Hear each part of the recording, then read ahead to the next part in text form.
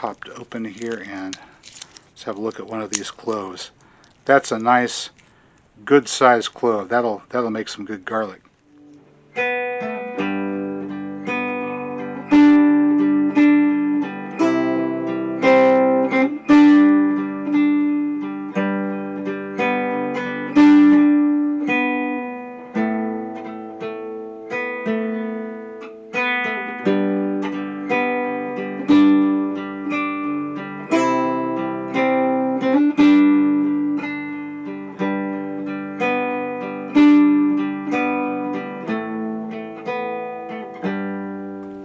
Today is October the 13th, and here in northeastern Oklahoma, Zone 7A, I generally wait until the 15th to get my garlic planted, and that's no exception this year. Tomorrow I will be, weather permitting, getting the space prepared to put the garlic in, and then on the 15th we'll get it in the ground, if not a little bit before. These are a little small for planting, but they're decent size for cooking. I'll just put them to the side. There have been quite a few decent garlic planting videos that have come out recently. I'm not really going to add too much to the discussion other than the little twist of getting it started from garlic that you purchase at the grocery store. Well, you may have heard that using deep mulch like we have here in the backyard garden will prevent weeds from growing. Well, you see this area behind me, we do have some weeds that did come up. This was a 6-inch deep mulch that was laid down earlier this spring. You can watch the videos where I put the mulch down and see what I did there. And other than going through and pulling some weeds here and there, mostly this area was just allowed to grow as it was going to grow. And a lot of the grass that you'll see here is things like this Bermuda grass that's pushed through. But there are large bare areas where there's just the mulch on the ground, and really a lot of this grass that is grown here is running grass, and you just see the runners that have come across the surface. So I suppose, yes, it does inhibit weed growth, but it does not prevent all weed growth. By way of comparison, let's train the camera off over here in another direction.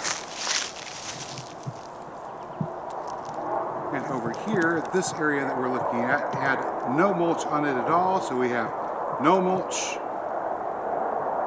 That's a catawba tree in the foreground that's sprouted and grown there. I'm going to pull that up.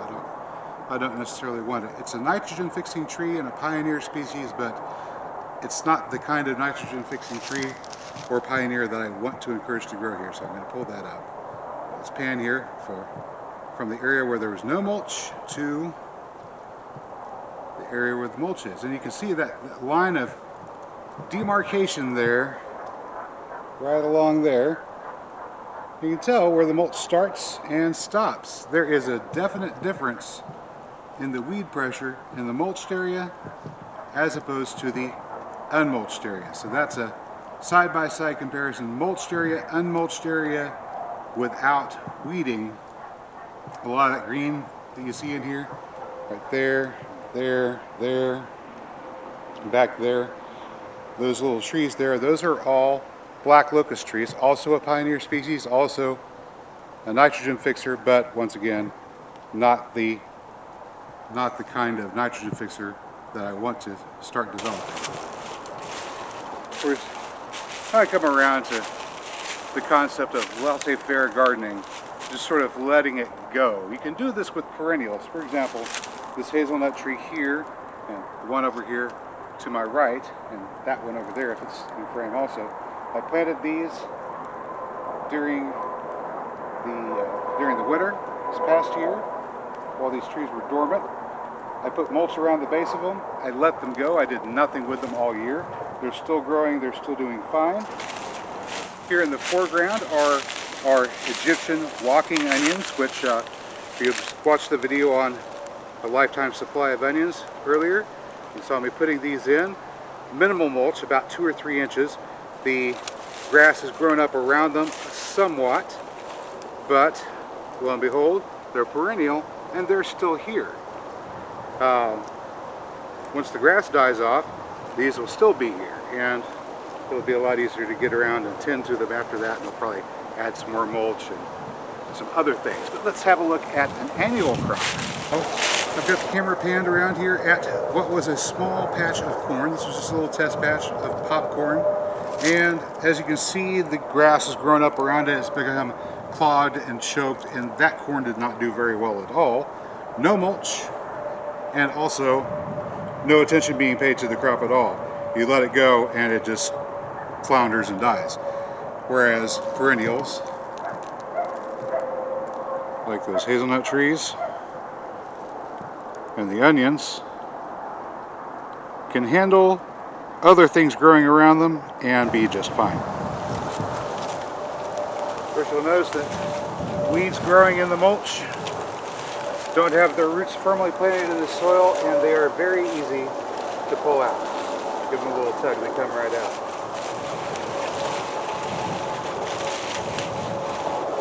So, when you deep mulch, you don't get rid of all your weeds, but it does make them a lot easier to deal with. Hello again, good people. We're in the backyard today. It's the 15th of October, and we're preparing to plant this Spanish white garlic that we separated yesterday, no, day before yesterday, and we're going to put it in the ground here. This, of course, is the back corner of the garden, and if you'll remember from earlier this year, it started out as a normal backyard, and then I laid construction paper, contractor's paper, down as a barrier for newly forming weeds, and topped it with 6 inches of wood chip mulch, after which we planted peas, after which we planted okra and butternut squash. Well, the peas are done, the squash is done, the okra is done, and now I've taken this area and pulled up any of the weeds that were in this, about 8 foot by 8 foot plot here, and raked up any of the leaves that had fallen, made sure that I got all the little bits and pieces of grass out. The debris that I've removed is going to the conventional compost pile. And then I took the yard rake, or the garden rake, and roughed up the surface here to erase the hills and furrows that were there from planting the peas. So now we have a area that should be close to about 6 inches of wood chip mulch, give or take. And let's have a look at it real quick to see what we've got. I'm just going to dig in here and see what this looks like. So, one season from sandy loam backyard covered with wood chip mulch. I've got, that's nice. Just dig in a little bit deeper. Maybe I can get to the original soil layer here. There's quite a lot of root activity. I'm getting into the original soil now. Much darker than it started out. A little bit deeper.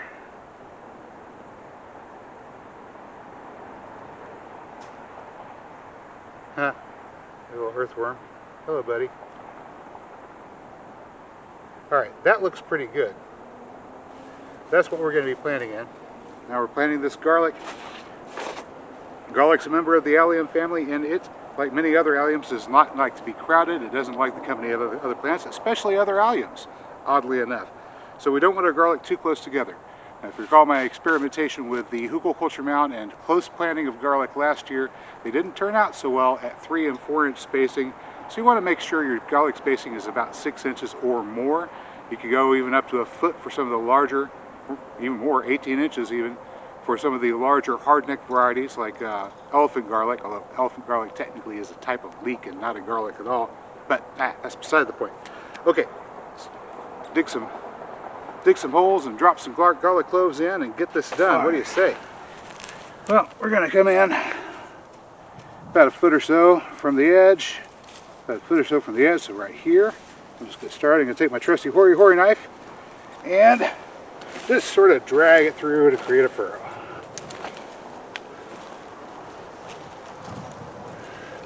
Drag it through, creating the furrow. Alright, well, that's close. Do the rest with my hands. Let's get the mulch out of the way.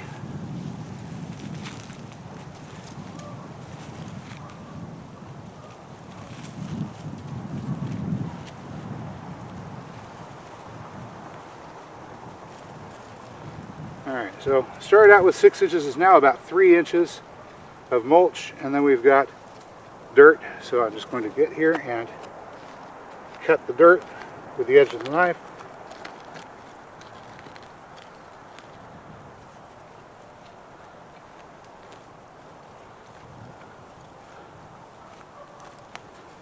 Of course, you could use a hoe if you wanted to, it's fine.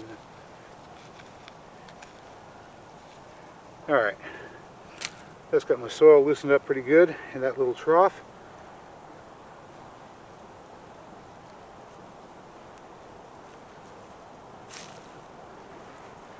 We're just going to take our garlic and put it in. The pointy end is where the sprout comes out, the flat side is where the roots come out, so we're going to put it flat side down, pointy side up, push her on in to a depth of about 2 inches. And it's getting ready to plant it right there. I want to give myself plenty of spacing. So this is a hard neck variety. I think it needs a bit more spacing than soft necked wood. I'm going to go ahead and give it a full foot. But 6 inches is fine. I just feel like using a wider spacing this year. Just push on in. And cover it up. There we go. Now we're going to leave this just like it is until the garlic sprouts. Whenever the garlic sprouts, we'll bring the mulch back in over the sprouts and cover them up. Well, we'll leave the green sticking out. But that's pretty much it.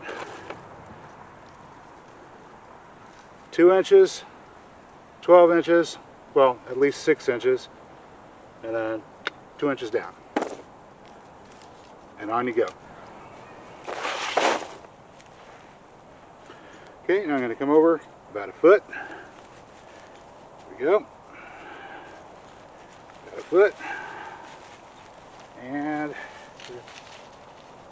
pull the mulch back.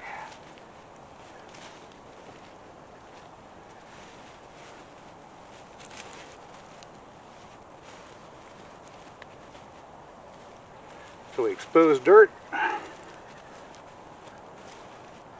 Create another row.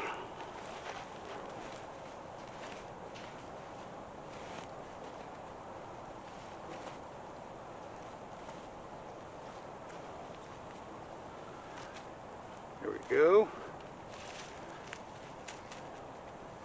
And we're just going to cut a furrow.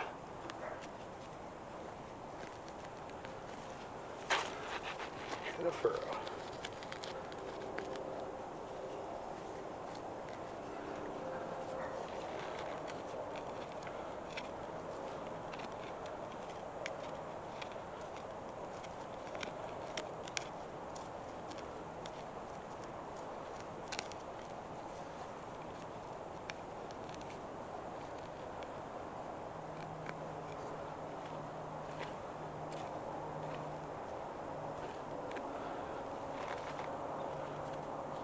Alright, now I got the soil disturbed where I'm going to plant the garlic. Let's make a little hole, get down about 2 inches, cover her up, measure off 2 inches, cover up, and right on down the line.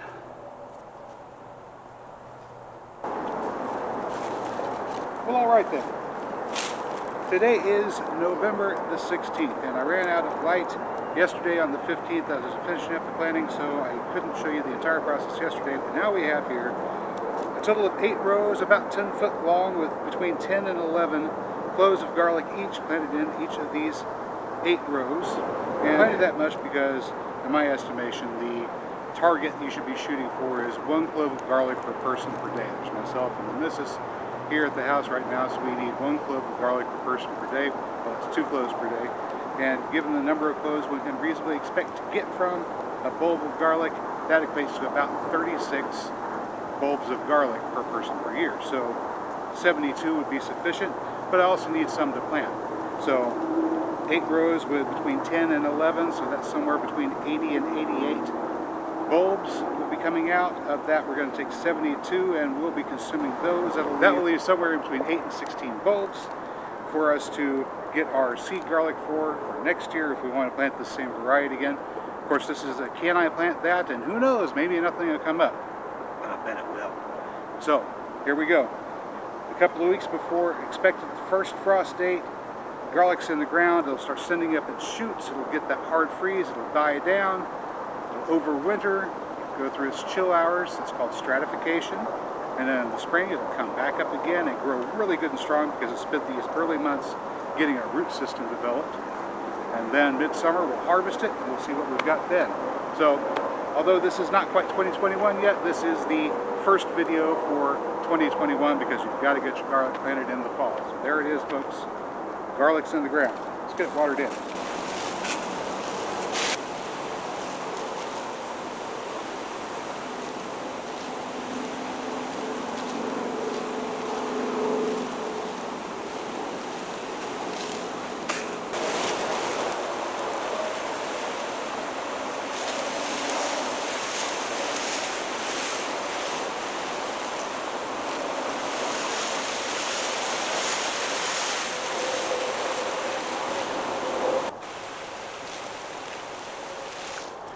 And hey, good people, that's all I've got for you today. As always, if you found the video informative or entertaining, please hit that like button. Don't forget to leave your comments down below. Subscribe to the channel, share this video, bang that notification bell, and good people, I will catch you 2021 next time.